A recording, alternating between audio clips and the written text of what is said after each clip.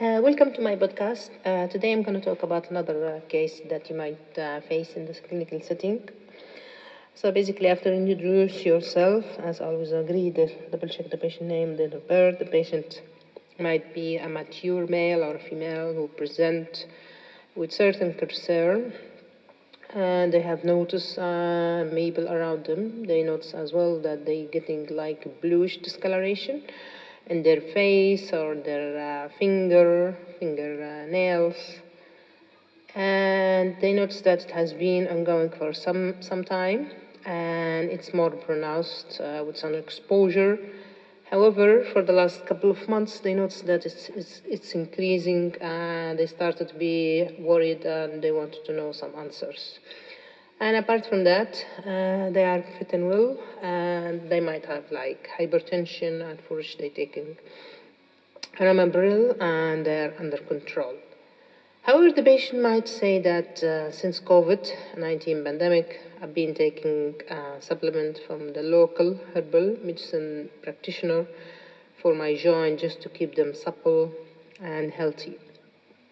And the patient didn't have any past medical history of any concern or any issue or vasothrombotic issue as well.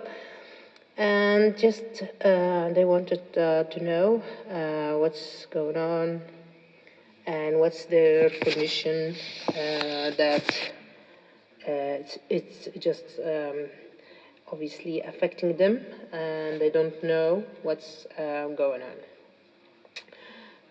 So from that, we need to think about certain condition and try to put like differentiate our mind.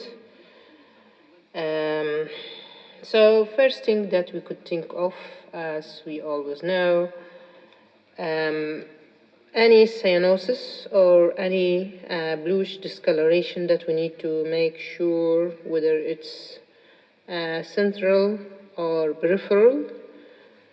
And we know most of the central, it's related in one way or another to the heart or the respiratory system, and the peripheral mostly can be related to certain conditions like vasospasm of the hands, say for instance rhinoid, or other condition.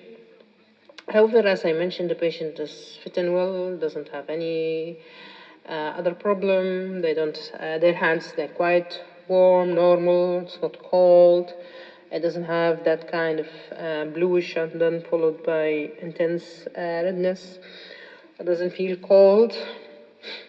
And when you ask the patient to be examined, you check then the conjunctiva and the tongue, tip of the tongue, and buccal mucosa from inside, and the lips, inner lips.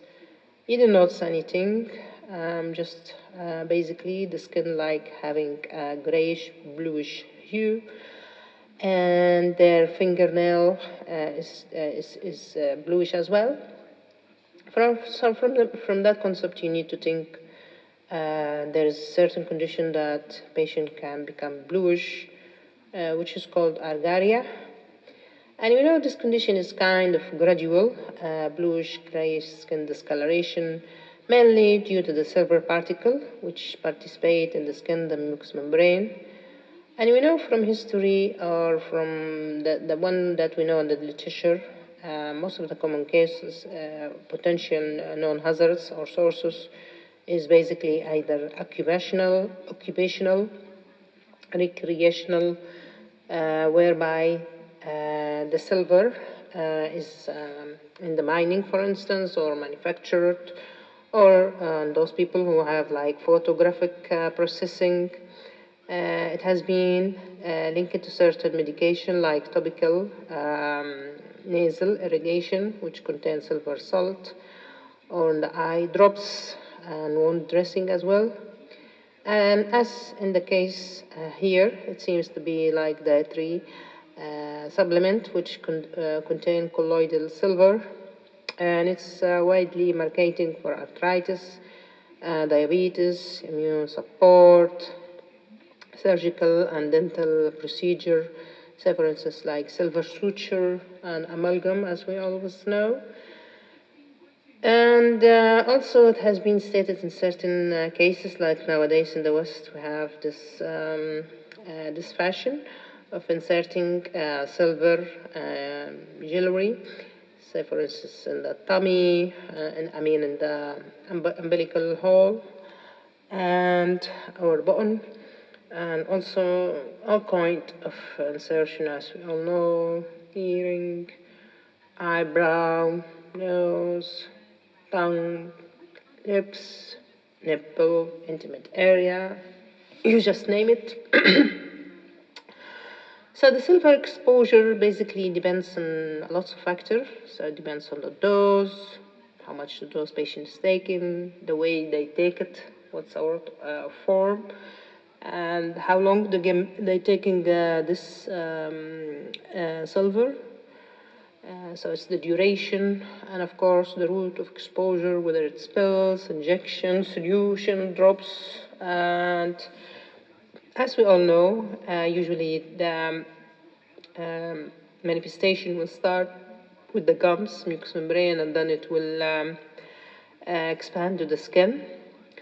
And as I said, the hyperpigmentation or the bluish discoloration will be more pronounced in sun exposure, so people might notice that. You might notice yourself, and you see your reflection in the halo in the mirror.